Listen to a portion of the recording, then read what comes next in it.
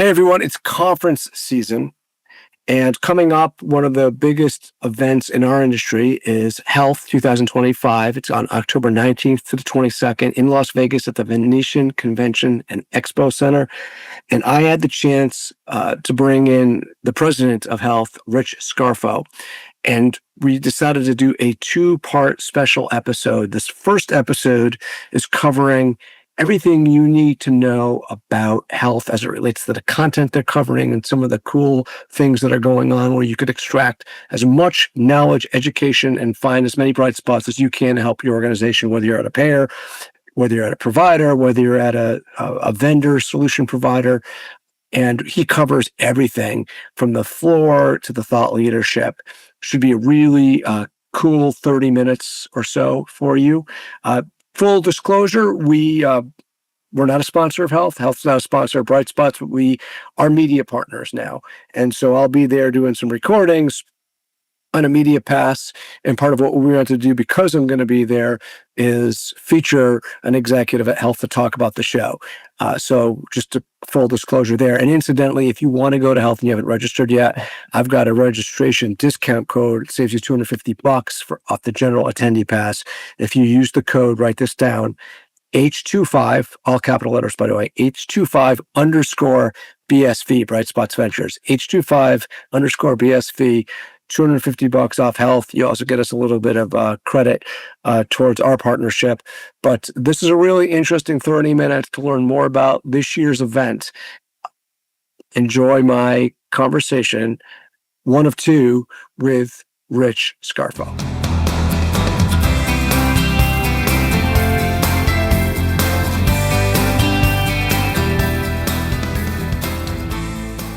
Greetings, everyone. This is Eric Glazer, and welcome to Bright Spots in Healthcare, produced by Bright Spots Ventures. We are dedicated to accelerating innovation through content, communities, and building meaningful connections. And our mission is quite simple: to spotlight what is working in our industry and help scale it. We help bring together leaders from health plans, hospitals, and other unique healthcare-related organizations to share proven strategies that drive measurable impact. And through our podcast, our executive councils, our go-to-market strategy, we help surface and amplify those bright spots in healthcare. These are proven innovations others can learn from and replicate, because at our core, folks, we exist to foster trusted relationships that fuel real progress, because we believe the best way to improve healthcare is to find a bright spot and clone it. If you have not subscribed to the show, please do so. Share it with your friends, share it with your family. Go to your favorite podcast app and simply type in Bright Spots in Healthcare. When you think about the biggest turning points in our industry over the past decade, they rarely happen behind a desk. They happen when the right people are in the right room at the right time. And I still remember telling someone after I attended my very first health conference, I came here with a list of sessions, but the real value was the conversations I had in the hallway that completely reshaped our go-to-market strategy. And that's the magic of health. Some of you may call it HLTH. I call it health. It's not just about content or big stages.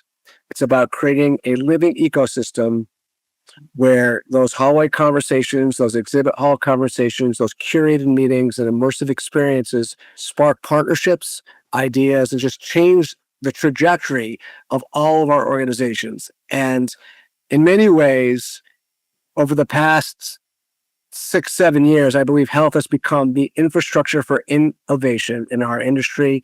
It's where bright spots don't just get shared, they get scaled. So today, we have a special episode where we're going to dive into some of the biggest convenings in healthcare innovation at Health 2025, which is just around the corner on October 19th through the 22nd in Las Vegas. So we're going to get into how all of you listening can best leverage what is happening at the event this year. And we're going to dive into how the event continues to reinvent itself and why it's become a growth engine for all of us in the industry. And there's no better person to do that than Rich Scarfo, the president of Health, who's been steering this transformation from the start.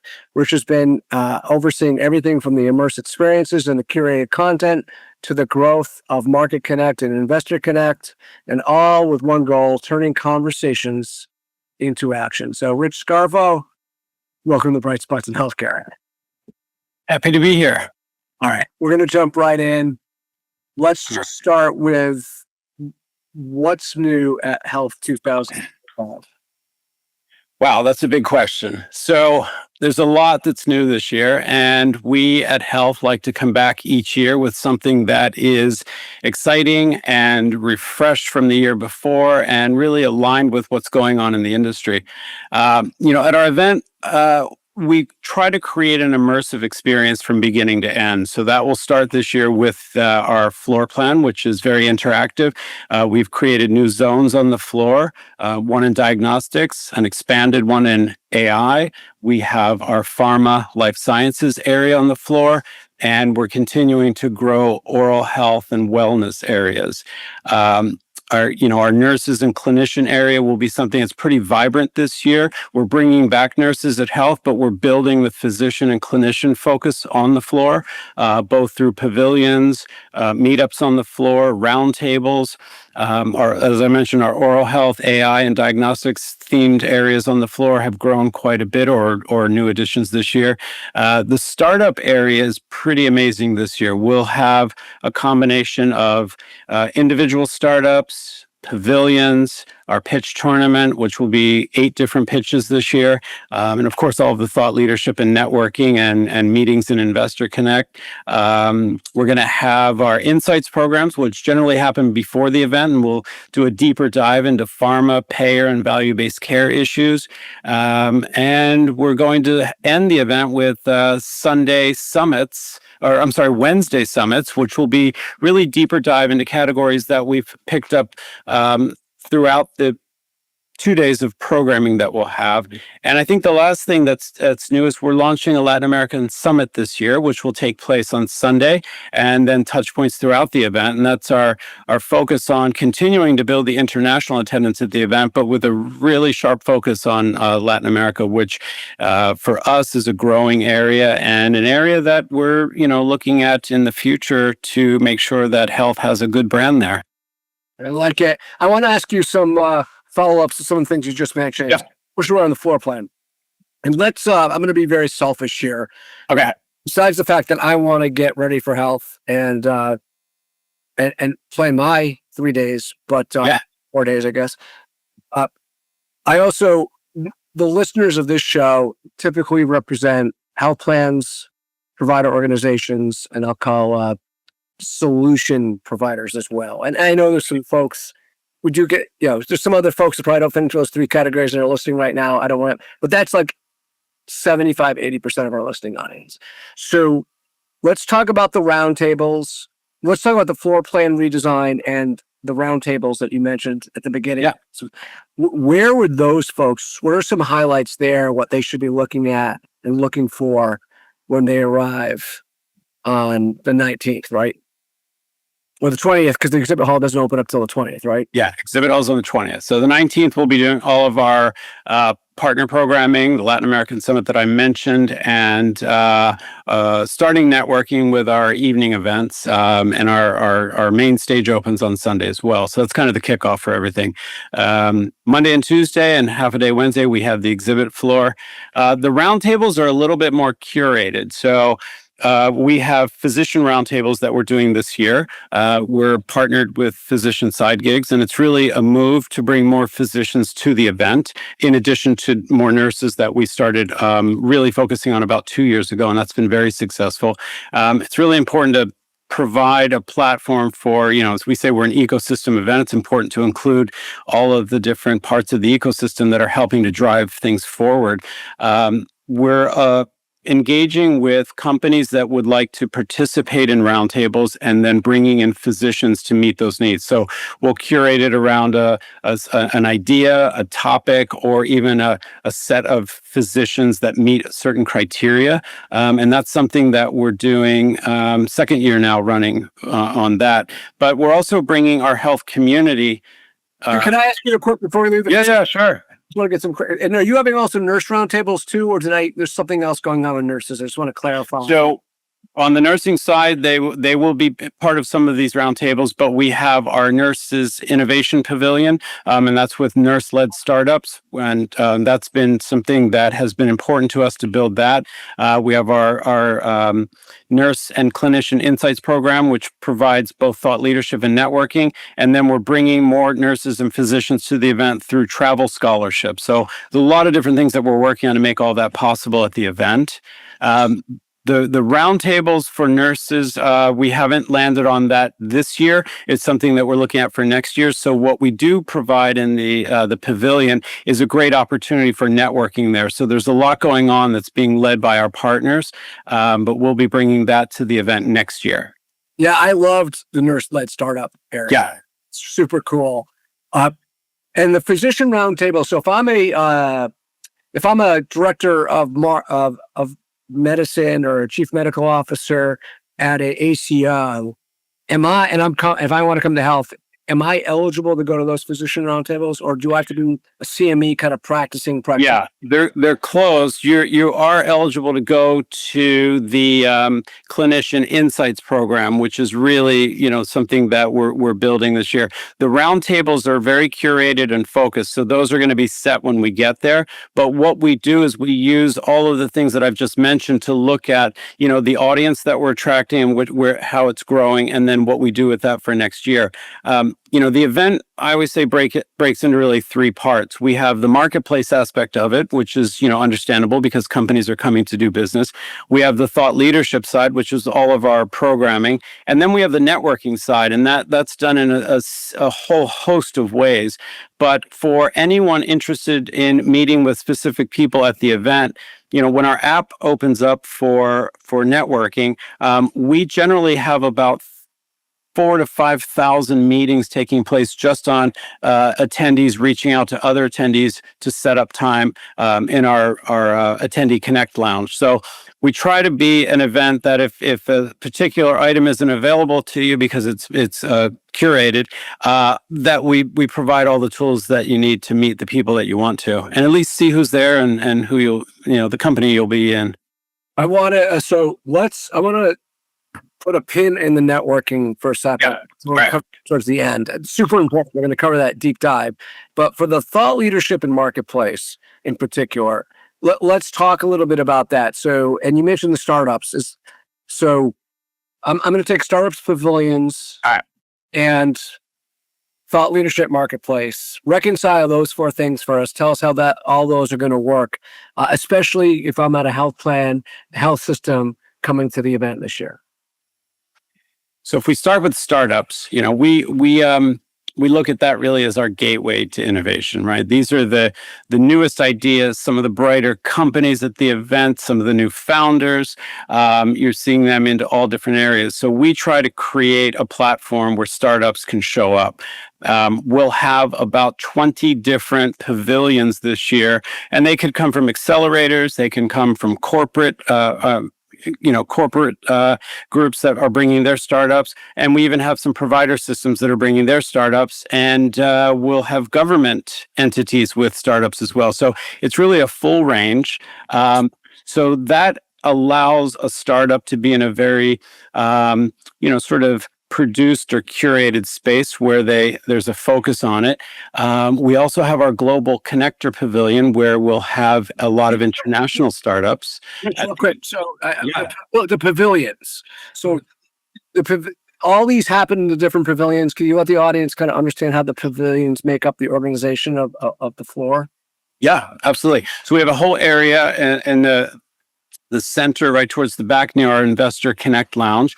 And, we look at organizations that come in and we build the pavilions for them. They have anywhere from 8 to 30 startups in them. So they're under headings like National Institute on Aging will have a pavilion this year. We'll have country pavilions from Australia, Norway, the UK, and several others. And then we'll have some corporate pavilions. Cigna Ventures will have a pavilion there. So it really depends on what they're looking for, but it's an opportunity for companies to bring all of these startups to the event in a way that they're placing a focus on them. They're in an environment that's conducive for them to be very visible and to conduct business. And it really allows attendees to have an easy way to navigate around the floor. The flip of that would be going into an area where you have 250, 300 startups, which is about what we'll have on the floor this year, just all in their own kiosks. I mean, that would be impossible to navigate. So this is a way of helping to bring focus on them depending on what you're looking for. Brilliant. So if I am coming from any organization or I'm an investor and I want to start meeting some of these little startups that are some of them are going to be incredible bright spots in healthcare. So I'm going to go to a pavilion of my interest and check out those startups. Now, is that separate from a startup sort of the pitch area where they get on stage, or is that the same thing? We really created the whole area together. So our startup area will include all of these pavilions. Yeah. It will include our startup stage and networking area, and it will include Investor Connect Lounge. So those three together give a whole host of opportunities. So if you are an investor, you can enroll in our Investor Connect program as part of your registration. And that gives you access to all of the startups that are in the program, and you can set meetings with those startups, and they're all investor driven. If you're coming from a health system and you have a particular area of interest, let's say it's AI or diagnostics or women's health, we can guide you into those different areas where the startups are, showing you what's happening in terms of, the companies that are looking at new innovations. If you're really interested in seeing the pitch competitions, we have a tournament this year, which is now 8 different pitches. You go to the startup stage. So, we really try to make it easy for people to navigate the event based on what they're looking for. Got it. So I'm going to put a bow on startups. Startup area, folks, you have 3 things you're going to do. You're going to either go to the startup area on the floor. You could see the startup stage where you could see pitches. You could go to Investor Connect if you're an investor and connect with different startups, or 3 pavilions where you could actually visit some of the kiosks with some of these startups organized by pavilion, which could be a global area like Latin America or somewhere else around the world, or it could be a different category. Yeah. And I'll say the last thing to add to that, because in addition to about 350 startups on the floor this year, there are another 1,000 attendees representing startups that are attending. So it's really important to look at the event app and look at those companies that are classified as startups that you might just want to meet with and have a conversation. Yeah, I am sure there's going to be some sort of billion-dollar company or two in that group there. That's super exciting to think about. Sort of like the NFL draft. You just don't know who's going to be the stars, right? So let's move off startups now, and let's talk about some of the immersive zones that you alluded to that are designed for more conversations. I don't want to dive into sort of the commercial component, but just the immersive zones where we can network, and then I want to try to find on the floor some of the where I could really find bright spots that I haven't really thought through yet. So those will be the 2 areas we'll cover to close us out here. So immersive zones. Immersive zones. I would say the 2 this year, we have a few, but the 2 that we're placing a lot of focus on: diagnostics at health and AI at health. And we approach the zones in a little bit of a different way. They are companies in their booths or stands around a thought leadership area. So in diagnostics, we have diagnostics theater that will be running sessions over 2.5 days. So you can not only see the companies at health that are focused on diagnostics, you can listen to some of the key thought leaders. We'll also have a podcast going on in that area, focused on a lot of the new innovation in diagnostics and some of the key thought leaders that are coming to the event. And, what we're doing with diagnostics this year is, what does diagnostics look like at health, right? So it's traditionally looked at as in the lab.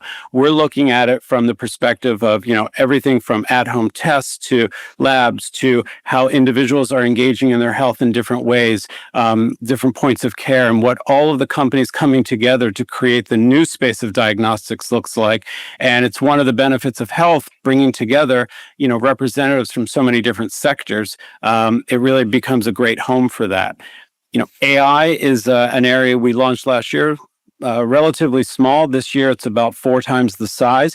We'll have 3 theaters within that area going on over the entire event. So you can look at a full agenda of speakers there. And the thing that's a little bit different there is they're individual speakers. They're presenting case studies and white papers. Some of the companies have their customers there that are speaking. So it's an opportunity to hear what's going on in AI right now outside of, say, a panel discussion on one of our stages. Both theaters are interesting because it gives an opportunity to engage with the speaker when they're done. It's a little bit more intimate. They're smaller, but it really is something that you can choose from a host of sessions over the 2.5 days and see what's of interest to you. And then after the session's done, engage with the speaker.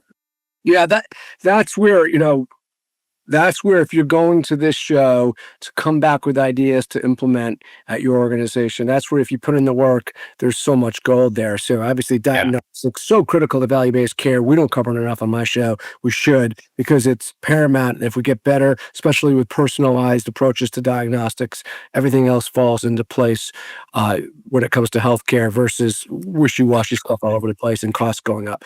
And the second, sorry. No, I was because Eric, the one thing I need to also mention is, another important group at the event. We have our Ask Patients Lounge, and that's another thing that we are really proud of, and it offers just another vehicle for attendees to come together with patient leaders in a very curated area. So, we're trying to make sure that we're hitting all the different parts of the space that makes sense for our attendees and not just the marketplace side of it. Love that consumer centricity. There you go. So I was mentioning the diagnostics angle, the AI obviously angle. There's all kinds of noise. It's almost overwhelming. So this will provide attendees to get a good sense of where they should be focusing in on and where the technologies that are most applicable to their business and improving it. We do AI sessions all the time on our show, and we want to be very intentional on how you use AI. So I'm sure that's going to be valuable. Now we got the Ask Patient Lounge, so 3 areas there. As far as you alluded to the theaters, but like if folks are just trying to, hey, I'm going to go to the keynotes, I'm going to go to a couple tracks upstairs, but like where are some of the sort of gems, some of the hidden gems of the show where I could really walk away with some really good innovations where maybe in past years I haven't taken the time to try to figure out where to go. Like, where would you advise all of us to look for new ideas, new bright spots that maybe we've missed in the past? Well, as amazing as our floor is, I think our programming is, we put that together to really meet the needs of the industry and where things are and where things are going. So I would say, definitely AI that I mentioned. We have our oral health area, which is very interesting this year. Our full programming across the event. We also have a growing focus on women's health. So it really does come down to what you're interested in and what you want to take away from the event, or if you're just looking to get sort of a snapshot of where the industry is and where it's going. But I think you've got to take your time and really examine all of the sessions in our program, and you can put together an amazing itinerary for yourself for 2.5 days. And I think that's the only way to do health. Okay, so final question or two for this episode. Summarize for us, what are some things you need to do to take advantage of health as the best way we can, especially if you're from those 3 constituents? Yeah. And give us sort of our blueprint. So I would say a couple of things. If you are representing a payer or provider organization, the first thing you need to figure out is, do you want to be in our Market Connect program? It's an amazing way to get to the event, to meet with companies that are participating in that program. And if you qualify for that, you get complimentary registration. So we'll have about 800 representatives this year engaging in about 6,000 meetings. So that's first and foremost, the best way on the marketplace side.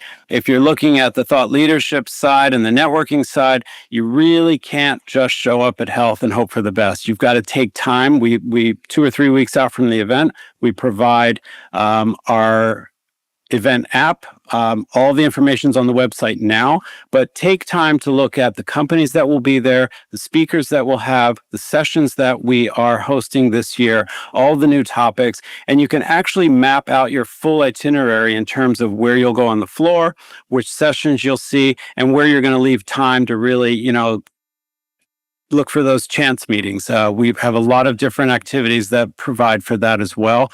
So I would just say prepare before you get there and really know why you're going. If you're going to look for a new solution, it's very easy to see the companies that are focused on that. If you're looking to see what's going on in a general area, like, as you mentioned, value-based care or even, health equity or, innovations in the startup space, we've got that for you too. So it is really important to have a purpose and definitely plan well in advance. I think 3 weeks is when we launch everything. So take advantage of that. And then definitely go to the evening events too. We have a whole host of evening networking that start right on the show floor towards the end of the day, all the way through the evenings.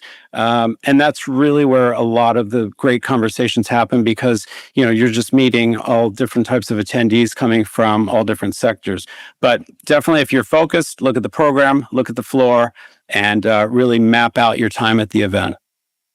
Rich, if you want some feedback, I think an IV hydration station on a Wednesday morning for all of us would help a lot. No. So I want to summarize what you just said. For payers and providers, check out Market Connect.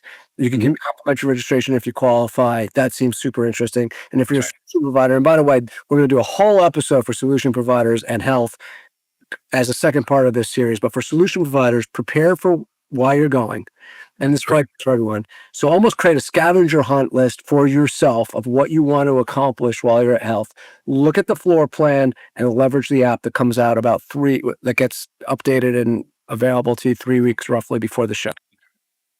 Awesome. For organizations coming to Health for the first time, this is my final question, by the way, don't worry.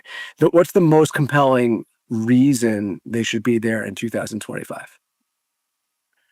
I would say that it is, we've talked about all the things that we offer at the event in terms of the floor and the sessions and all that, and that's great. But I think what makes Health really special is our focus on our audience and who we attract at the event. It's the one place where you can meet people across the whole ecosystem of healthcare, whether you're a provider, a payer, an employer, pharma life sciences, from the startup community, patient advocates, the nurse and clinicians that I mentioned earlier. We get into the wellness side of health, the retail side of health. All of this stuff coming together helps paint the picture of where healthcare is, what the challenges are, what the opportunities are, and really where it's going. And I think that if you look at health in through that lens, it's the one event that delivers on that. So if you think about it that way and prepare accordingly, you should have an amazing event. Yeah, I agree with everything you just said. As someone who's been there and been recording episodes at Health since the second year, that I agree with everything you just said. Awesome stuff.